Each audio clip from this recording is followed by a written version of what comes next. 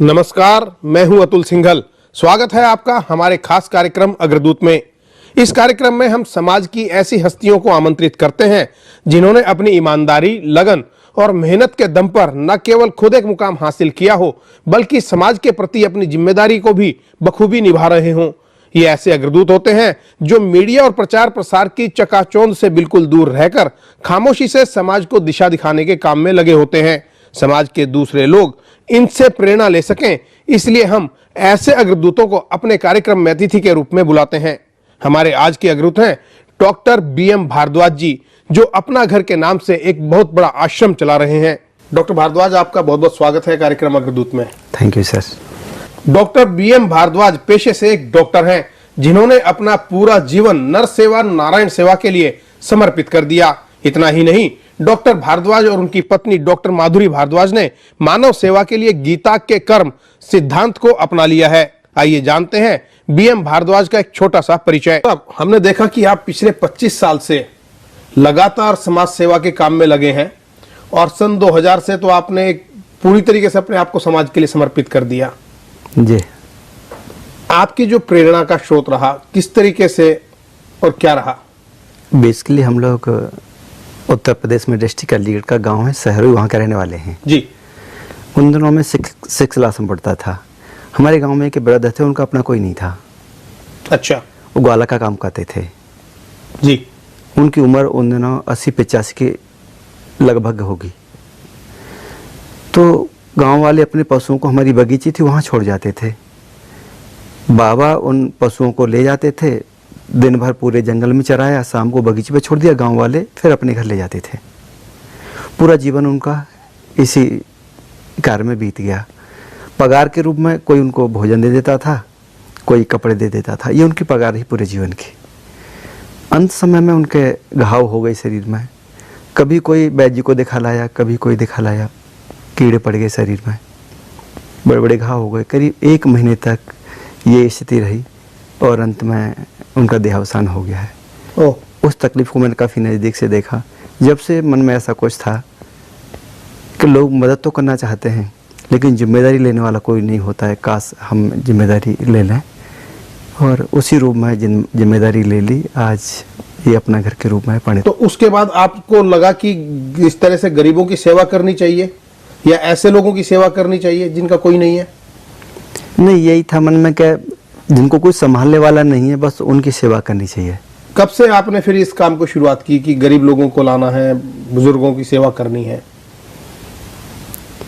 93 में जैसे मैंने BHMS पास आउट किया, बस अगले दिन से ही काम शुरू कर दिया।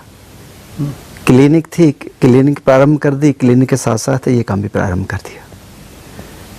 सुबह शाम क्लिनिक पर बैठना, दिन में इस तरह के लोग कहीं मिल जाए उनको लेके आना, उनकी चिकित्सा करना, उनको जो भी ज़रूरत है वो पूरी करना। बड़ा अद्भुत काम है आपका। आपकी शादी हुई, गृहस्थ जीवन में आप आए, और आपकी जो पत्नी है डॉक्टर साहब, तो उनको कैसे आपने इस काम के लिए तैयार किया, या कोई पहले उनसे आपने बात की थी कि वो भी आपके साथ ऐसा काम करेंगी? बेसिकली हम दोनों 9th क्लास से साथ साथ पढ़ते थे जी। तो जब एक मन में कोई भाव होता है, बात होती है, तो शेयर की वो एक मित्र के रूप में, भाई ठीक है हम ऐसा करना चाहते हैं। उनके मन में भी ऐसा ही था कि मुझे भी कुछ ऐसा करना है। तो उन्होंने विचार किया कि ज़्यादा अच्छा कर पाएंगे अगर हम दोनों शादी कर लें। हाँ, अच्छा। दाम्पत्य जीवन बंध है तो ज़्यादा अच्छा कर पाएंगे।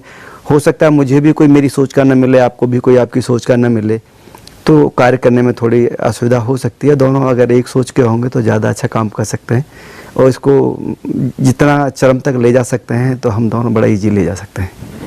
आपने एक बहुत कठिन डिसीजन लिया है जो आमतौर पर समाज भी स्वीकार नहीं करता है, खुद भी आदमी इस बात को स्वीकार ही नहीं कर पाता है कि आप लोग जो हैं निसंतान रहेंगे, और जो इस तरीके के बुजुर्ग हैं जिनको सेवा की जरूरत है उनको आप अपने बच्चों की तरह रखेंगे। ये डिसीजन मेरा नहीं था, ये माधुरी का था।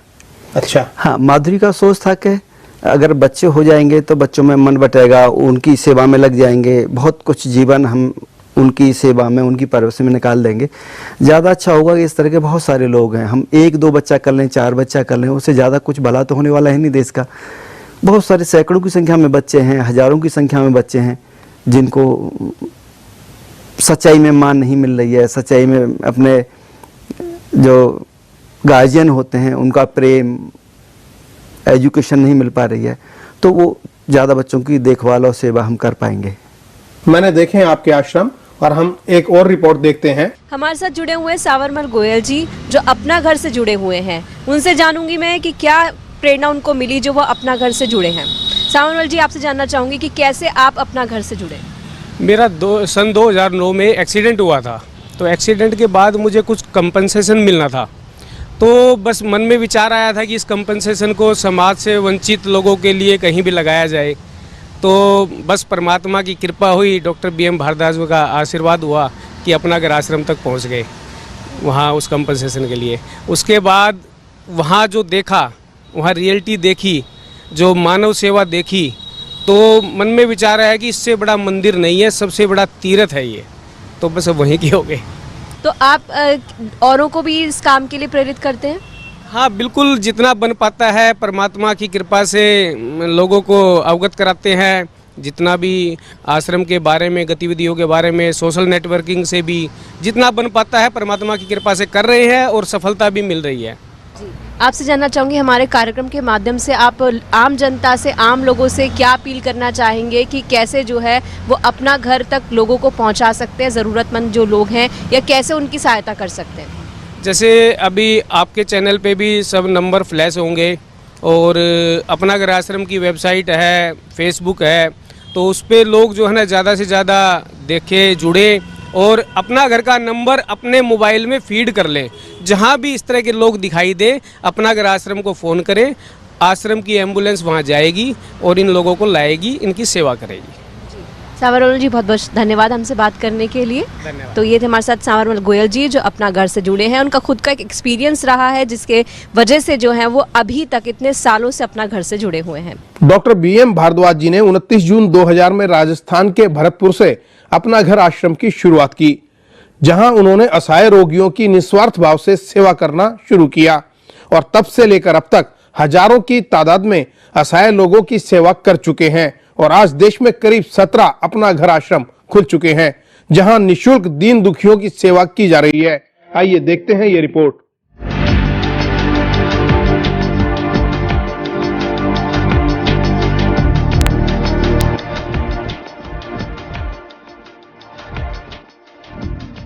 भारत एक खूबसूरत देश,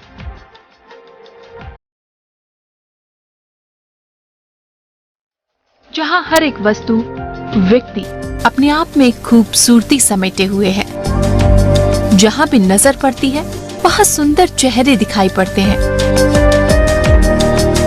लेकिन इस खूबसूरत समाज में एक वर्ग ऐसा भी है जिसे इस प्यार और सहानुभूति की सबसे ज्यादा जरूरत है। ये ऐसे लोग हैं जिन्हें दुनिया घृणा की निगाहों से देखती है। ऐसे लोगों को प्यार और सहानुभूति का सहारा दिया है अपना घर आश्रम ने।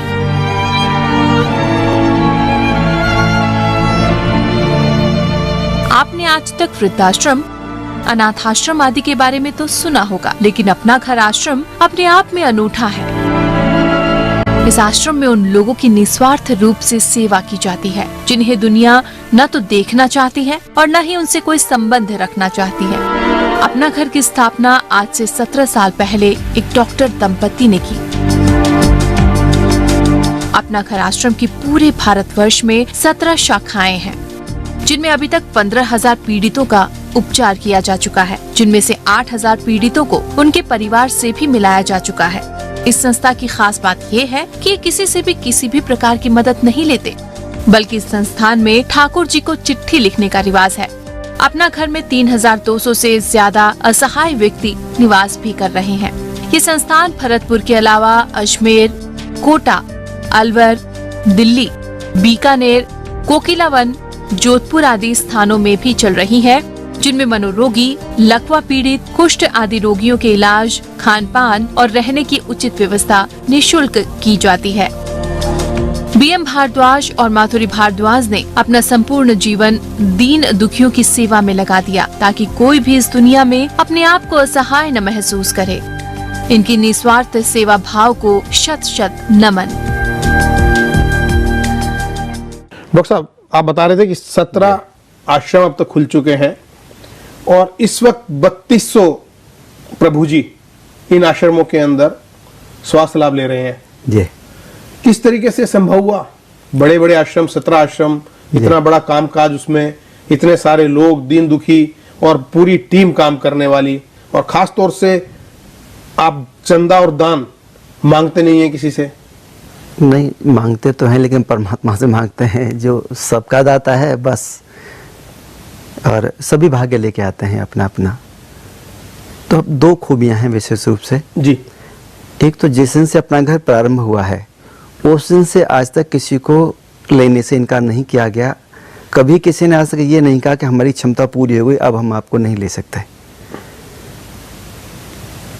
समय कोई भी हो, संसाधन कुछ भी हो, आवश्यक रूप से प्रवेश दिया जाता है और जाता रहेगा।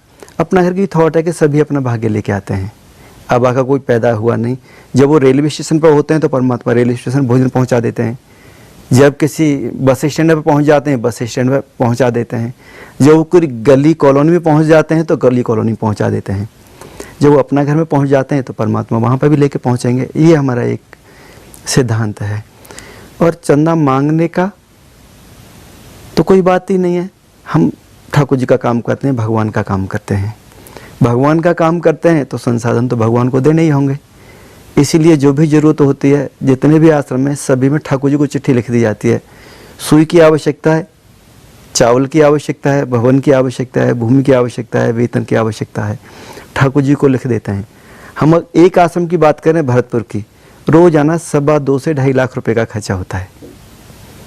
आज तक कोई चंदा मांगने नहीं गया। राज्य सरकार से कोई पैसा मिलता नहीं है, सेंट्रल गवर्नमेंट से कुछ नहीं मिलता है। जो भी है ठाकुर जी को लिख देते हैं। ठाकुर जी विभिन्न मानव स्वरूपों में आते हैं और पूरी व्यवस्था कर देते हैं। समाज के हर वर्ग से सहयोग मिलता है। बहुत सारी कठिनाई आती हैं जब आप समाज का काम करते हैं, संस्थाओं को चलाते हैं।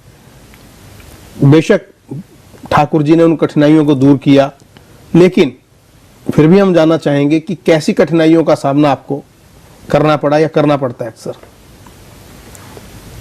आज तक हमने कभी किसी भी कार्य को कठिनाई समझा ही नहीं।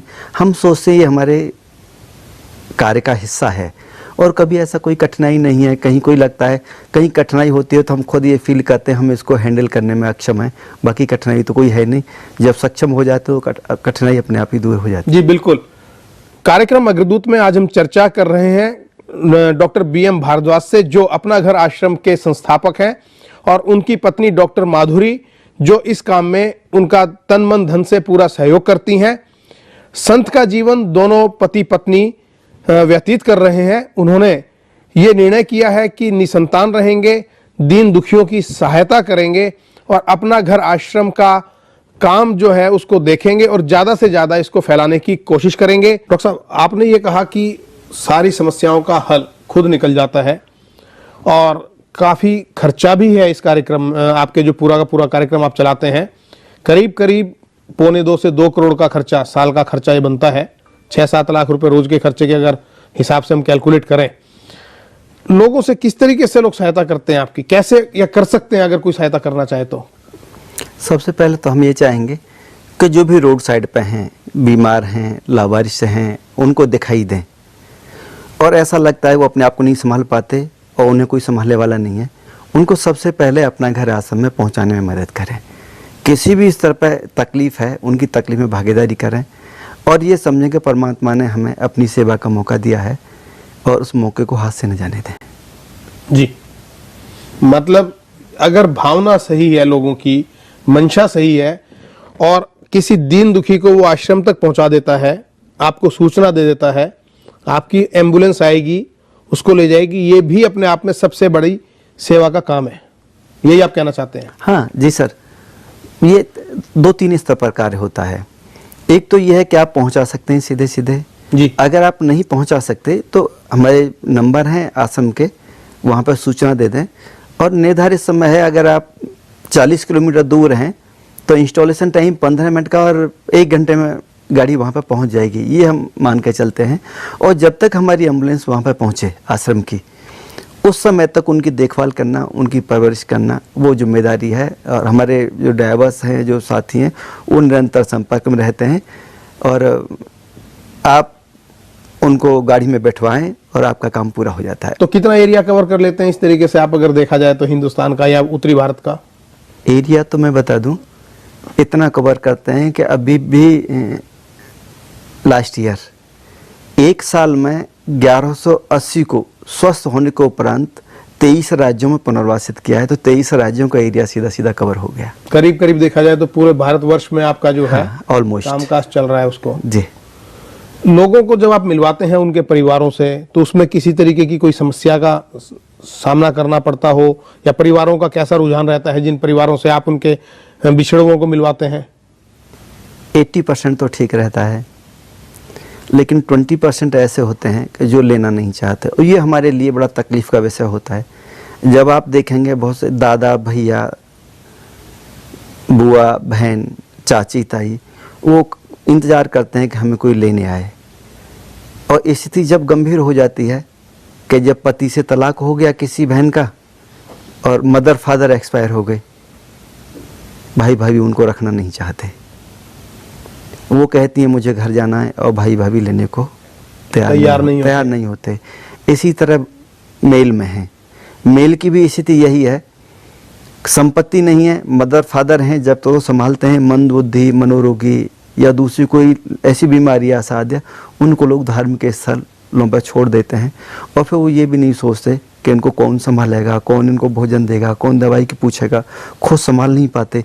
जब हम ही नहीं संभाल पाते परिवार वाले, तो दूसरा कोई क्यों संभालेगा? तो कम से कम ऐसे इस तरह के जो भी परिवार में हैं, उनको सड़क पर न छोड़ें और उनके हाल पर न छोड़ें। नहीं तो परमात्मा फिर सृष्टि चक्र घूमेगा, आप उनकी जगह होगे और वो आपकी जगह कभी माफ भगवान नहीं करेगा। और हमारे स्क्रीन पे भी नीचे नंबर चल रहे हैं अपना घर आश्रम का, और इसमें आप संपर्क कर सकते हैं अगर ऐसे कोई लोग आपकी निगाह में हैं जिनको जरूरत है, मदद चाहिए, जिनको आप संपर्क कर सकते हैं, अपना घर आश्रम तक पहुंचा सकते हैं। कानून में कोई ना कोई प्रावधान ऐसा होना चाहिए, महिलाओं के लिए है, बच्चों के लिए है, वृद्धों के लिए है। लेकिन जो 18 से 60 साल के बीच की आयु वर्ग के लोग हैं, अगर वो विक्षिप्त हैं, अगर उनको कोई समस्या है स्वास्थ्य संबंधी, या घर वालों ने छोड़ दिया, तो उसके लिए कोई कानून नहीं है। हाँ, कोई प्रावधान नहीं है, गवर्नमेंट के स्तर पर कोई प्रावधान नहीं है। दूसरा, गर्भवती महिलाएं हैं। पूरे देश में एक सेंटर नहीं है कि गर्भवती महिला और उनके साथ जो बच्चे हैं उनके लिए कोई विकल्प हो। अभी भी अपना घर भरतपुर की स्थिति यह है, पूरे देश भर से गर्भवती महिलाएं केवल भरतपुर भेज दी जाती हैं। तो कितने लोगों को पता है, अभी भी 72 माताएं हैं जिनके बच्चे पैदा हुए हैं। तो कहीं ऐसी व्यवस्था नहीं है कि माँ भी साथ रह ले और बच्चा भी साथ रह ले। इस तरह के सेंटर भी अगर हों तो ज़्यादा अच्छा हो सकता है देश के लिए और इनके कल्याण के लिए। और इनका कल्याण तो होगा, लेकिन हम सब लोगों का कल्याण तो हो ही जाएगा अगर हम ऐसा कर पाए तो ऐसी स्थिति में आप क्या करते हैं? गर्भवती महिलाओं के जब बच्चे होते हैं, उनको कैसे आप रखते हैं, या कैसे उनको आगे जीवन यापन उनका चले? हाँ, क्या योजना? हाँ, उनकी अलग से सेल है। जितने भी आश्रम है, सभी आश्रमों में से गर्भवती महिलाओं को भरतपुर स्थानांतरण कर दिया जाता है। वहाँ पे इनके लिए अलग से आवासीय व्यवस्था है, बच्चों के लिए अलग से है। एजुकेशन के लिए हमारे यहाँ पर जो भी बच्चे हैं और समाज में जो बच्चे हों, उनका IQ लेवल बराबर हो, तो कहीं हमारे अपना घर के जो बच्चे हैं उनके सामने दूसरे बच्चे स्टैंड नहीं कर सकते। हमारा पूरा फोकस रहता है उनके एजुकेशन पर, कि उनके पास अंत समय में जो संपत्ति होगी वो एजुकेशन होगी। एजुकेशन है, उनके पास स्किल है, व्यवहार है, ज्ञान है, समाज को दिशा देने का मादा रखते हैं, तो समाज में स्टैंड कर पाएंगे। बच्चे स्वावलंबी बन सकें, इस तरफ ध्यान देते हैं आप। हाँ। आपसे जो है गवर्नमेंट से आपने कभी अप्रोच किया कि वो कोई कानून बनाने की बात है, जैसे आपने कहा कोई प्रावधान करने की बात है? मुझे एक बार राजस्थान गवर्नमेंट ने प्लानिंग कमीशन के साथ भेजा था, एक मीटिंग थी प्लानिंग कमीशन की मुंबई में। लेकिन प्लानिंग कमीशन जितने भी विभाग हैं, मैंने ये देखा है प्रैक्टिकली कि उनकी तो योजनाएं पहले से तैयार होती हैं और हाँ हाँ कर जाते हैं, लेकिन जो फिक्स कर रखा है वही उनका एजेंडा होता है, उसी पर काम करते हैं, उसके अन्यथा कुछ नहीं। जो वो सोच के आए, जो माइंड सेट है उस हिसाब से चले, उसी पे करते हैं। नहीं तो मैंने कई बार कहा, उसके बाद भी वहाँ अपना पक्ष भी रखा, भाई इनके लिए कोई योजना तो बनाओ, लेकिन वो कहते हैं कि उसको तो आगे देखेंगे। आज इनको जरूरत नहीं है क्या, आगे क्यों देखेंगे? भोजन तो इनको आज भी चाहिए, दवाई आज चाहिए, वस्त्र आज चाहिए, कोई सेवा करने वाला आज चाहिए। चलिए, हम चाहेंगे कि हमारे इस कार्यक्रम के जरिए आपकी बात भी सरकार तक पहुंचे और सरकार इस तरफ ध्यान दे, कोई कानून बने, कोई नियम बने, कोई प्रावधान हो ऐसे लोगों के लिए, और हम भी अपने स्तर पर प्रयास करने की कोशिश करेंगे, जो हमारी मीडिया की भूमिका है। लेकिन चलते चलते हम चाहेंगे कि आप समाज को क्या संदेश देना चाहेंगे, या कोई अपील समाज से क्या करना चाहेंगे जिससे कि लोग आपसे प्रेरणा ले सकें, कुछ समाज के लिए काम कर सकें?